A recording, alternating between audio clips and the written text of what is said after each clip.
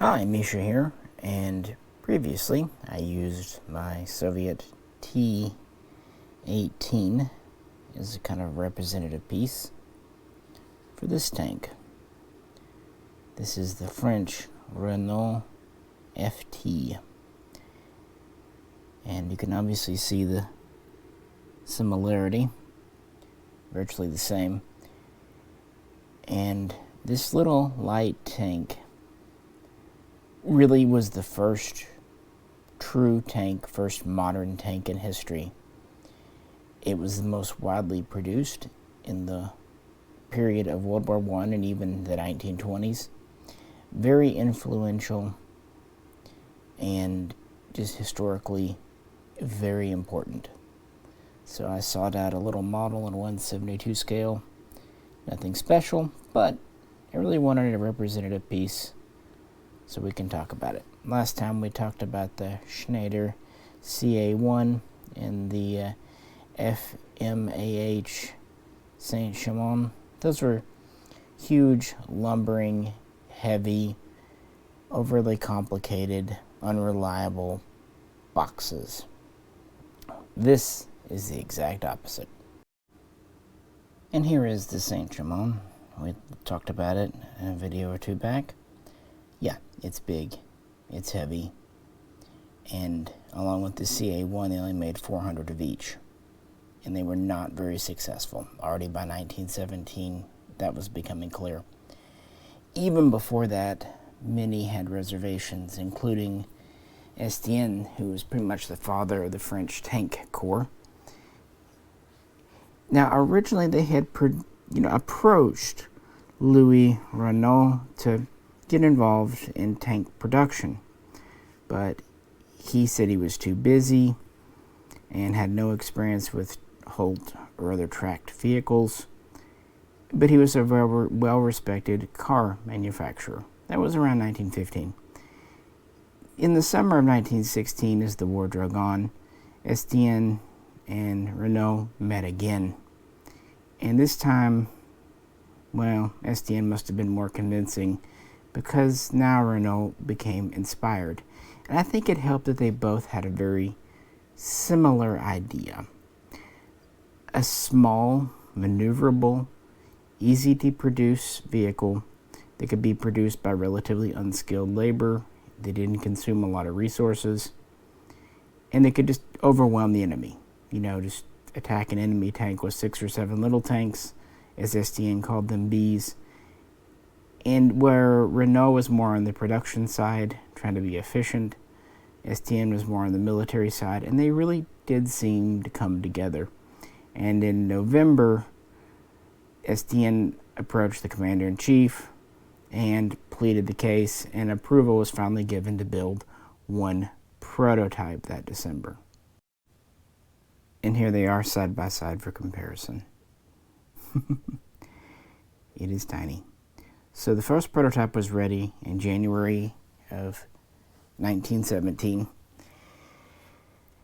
and it took time. Some in the high command were in favor. They liked this idea of this light tank or light assault vehicle. Others did not. They wanted to go heavy and big. That was more the British approach. And so there was a bunch of back and forth. First, the new tank, which the FT name was actually a Renault factory code name or production order name. It had no, it wasn't an acronym. It wasn't initials. It just, alphabetically selected. So they first tested it, then handed it over for the military for testing. A lot of that happened in April. But what really helped its cause was when the leadership changed and General Pétain came in, and he too was kind of in line with this notion. So by September of 1917, now things are in full gear. Orders are being placed, and it was hoped to have this in production very quickly. And that would really kind of meet that goal, because it was built off a lot of existing technology and was not very resource demanding, frankly. The Renault FT, often just called the light tank or FT Char in French service, really didn't have much of a name early on, frankly. It was about 6 tons to 6.5 tons, depending on exactly how it was fitted out. It was produced in 2 main versions, male and female, kind of the British style.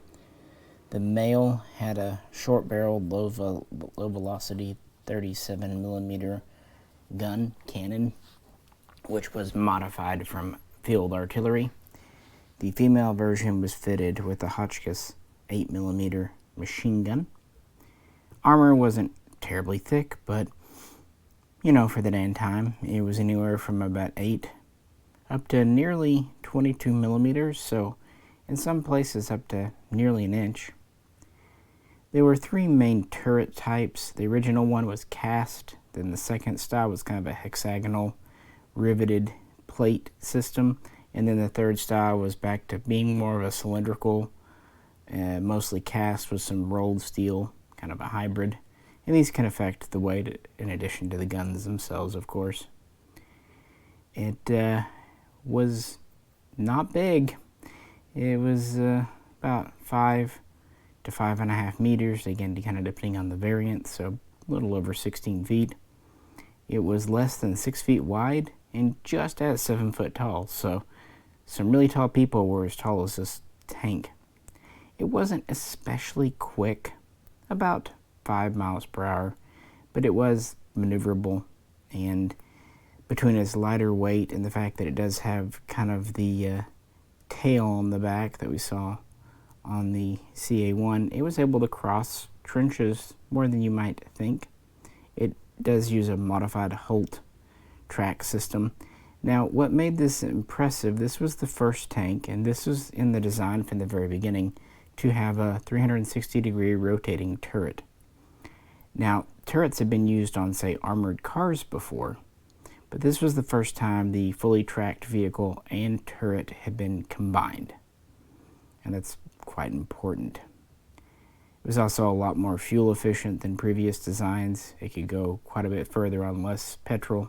It had a crew of 2, driver in the front, and it had the commander, gunner in the center on the turret. Somewhat disconcertingly, he didn't really have a seat. He just kind of stood there, or hung there kind of in a strap system. Oh well. And then behind them, behind a firewall, is the engine. And that's another reason it's kind of considered the first of the modern tanks, because it's kind of the modern format, just really tiny. Driver in front, crew compartment in the middle, and engine, all that in the back. So, impressively little vehicle and easy to produce. They were able to build about 85 before the end of 1917, so only in a couple of months. Now, the early ones did have some issues. For one, they were kind of short on 37mm guns because they still were making them. There were some problems with the engines and plates and manufacturing. But frankly, considering this was pretty much from concept in the middle of 1916 into production just about a year later, yeah. And they ordered quite a few. By January of 1918, they were hoping to get 1,000 females, up to 1,800 males, and another nearly 1,000 kind of artillery howitzers types, and then even a couple of hundred equipped with radios that were essentially command tanks. And these are meant to work very closely with the infantry, giving them support and also attacking machine gun nests, because the armor was good enough against regular bullets. And they were small enough that they were hard for Germans to hit with anti-tank rounds of the day and time. So, yeah. In fact, not only was France going to produce them, and not just at Renault, but other factories, there were plans to put these in production in the USA, Britain, Italy, and they were planning a big offensive in 1919, and counting everything on the drawing board, they may have produced over 12,000 of these. And keep that in perspective. Yeah, big numbers. But those are the plans and theories. How did it really do in service? Here it is on the spinny thing, compared with the British Mark V heavy tank. You can see just how much smaller the little Renault is. By the way, a friend of mine drove a Renault Le Car when we were in high school. So that would have been my first introduction to the brand. So even though there was a bunch of political back and forth in 1916 and 1917 over this, I know, shock and amazing that in France there would be this. By 1918, things were really underway. The 1st Battalion was formed in February and would be brought up to full strength in March, would begin training, and the first recorded combat engagement for the FT was on May 31st near Soissons, and it helped repulse a German advance as kind of the tail end of the spring offensive. And the male versions were used to punch through German hardpoints like machine gun nests, pillboxes, and the little machine gun armed females. Well, they're the same size, but you know what I mean. They were used for mopping up, mostly attacking infantry. And these were well liked by the infantry. And they could go almost anywhere a soldier could. That was the benefit of its lightweight and small size. They could go in most forests, even some muddy, marshy area. They didn't stand as much of a chance of getting bogged down in. They could go in some urban areas, just places where the larger tanks absolutely could not go. And like I said, they were hard for the Germans to target because of their small size and just frankly the numbers. Even though production started off slow because of lack of enough parts and some early issues, it was ramping up very rapidly. Really within the first year, by September, October, France had received over 2,000 of these. They were being produced in 4 factories. And by war's end, they had accepted just shy of 2,700, and that's just France alone. This would kind of become the de facto tank of the Entente, the Allied powers, in 1918. And really the first nation in line to produce the FT was the USA. When the U.S. entered the war in April 1917, they had no tanks. Luckily, General Pershing was in favor of having a tank corps, and it was quickly decided that the U.S. would need a light and a heavy tank. Now, for the heavy tank, there was a joint project with the U.K., kind of based on the Mark IV, Mark V series, but this is going to take time. A light tank, on the other hand, the Renault is ready to go. France was willing and very quickly able to send a pattern tank over, and it was expected that the U.S. could quickly ramp up because of its auto industry and produce these. At first, they were expected to produce around 1,200, but soon this would be up to over 4,400, not just for the USA either. These were to be for French use, maybe even British and others. But unfortunately, the U.S. production didn't happen as intended. There were some just logistic problems. There was problems with translating metric to inch or imperial, and there was just kind of political stuff as usual. So in June, when the U.S. really needed tanks, they ended up acquiring 144 from the French. And so in World War I, the Renault became America's first tank, known as the 6-ton Model 1917, or just M17 tank. And they were French built.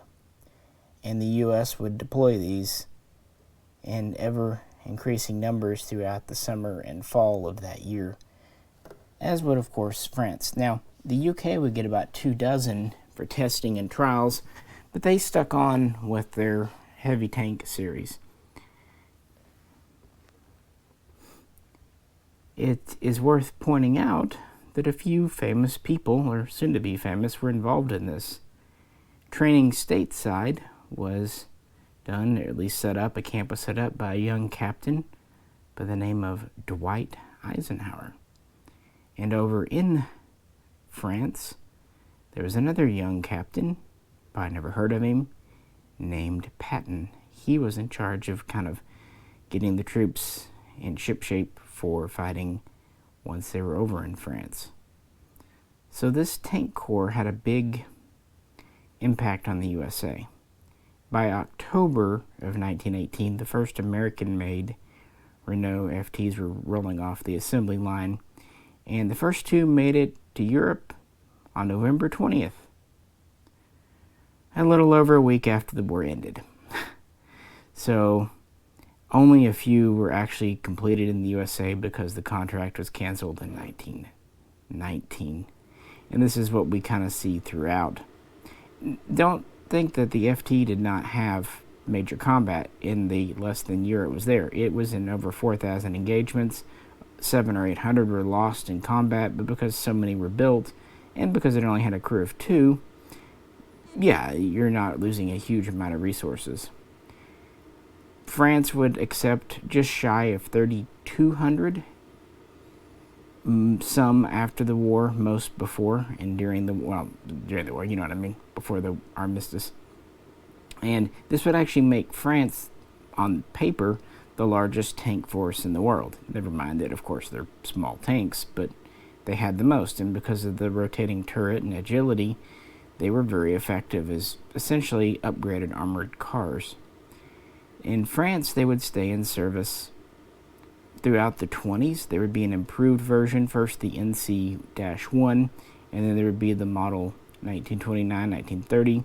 It would have the newer 7.5mm machine gun, and some of the older ones would be in service in the French colonies. This is when we start to see the FT-17 name applied retroactively to the originals, and FT-30, FT-31 to the newer ones. When World War II began, France had about 1,800 still in inventory. Not all were functional, but they were still there.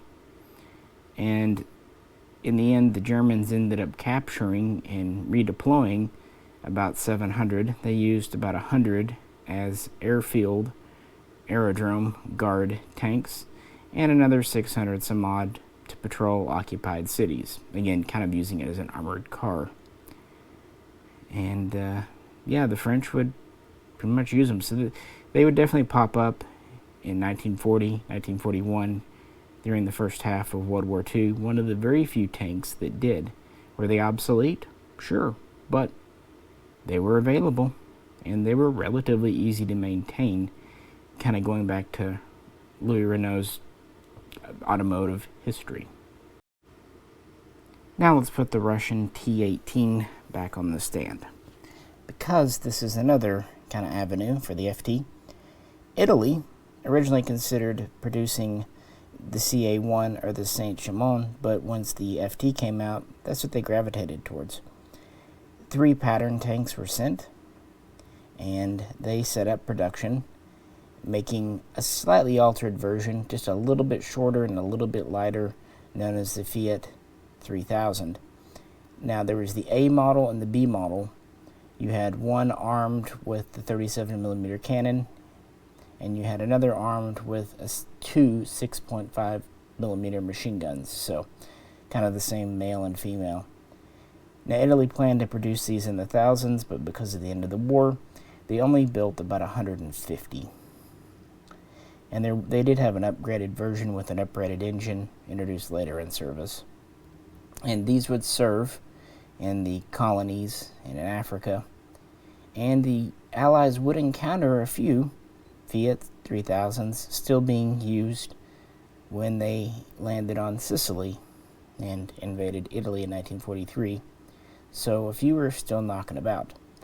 And the reason I have the Russian tank on here, originally Russia made pretty much a pretty straight copy known as the Ruski Renault, but then they made an upgraded version based on the Fiat 3000, and that became ultimately the T T-18, and Russia produced over 900 T-18s, meaning that it was one of the most prolific non-French productions.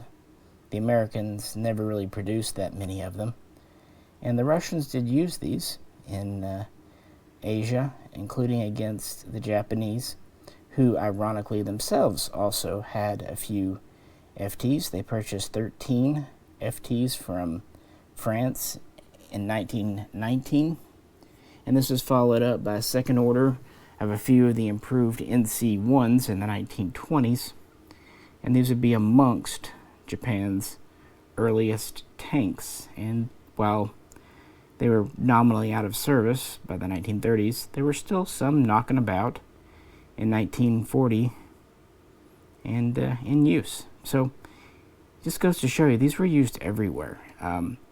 Over 24 nations fielded the FT or some derivative of it, and no one knows exactly how many were built, but France turned out at least 3,500. So counting the Russian tanks and small production runs in places like Italy, you're looking at maybe upwards of 5,000. But that's just a guess. And again, this was the first tank to really be a tank. Fully rotating turret, the design and compartment, and it's really the only, what we might consider, truly successful tank of World War I. Even the Mark IV and Mark V had some major flaws, and of course the German A7V, well, even the Germans considered it a failure by May of 1918. So yeah, France was actually first to the finish line, designing the first tank. And it was good enough that the Americans happily adopted it, and while its American service was very limited, you had half a year in World War I, there was a little bit of use in the 1920s in America by the U.S. Marines, but after the war, 1919-1920, the tank corps was kind of collapsed, disbanded, and folded into the infantry, and because of downsizing, the U.S. only had 2 heavy tank battalions and 4 light tank battalions in the 1920s, so very few survived. Most of them are mothballed or even outright scrapped. But of course, this would spur tank production in the USA, leading to things like the M3 Stuart and so on and so forth. And that's why I really wanted to do a video on the Renault FT. It is immensely influential. So, yeah, let me know what you think. As always, if you could, please do like, share, and subscribe. This is Misha. Catch you very soon. Next time.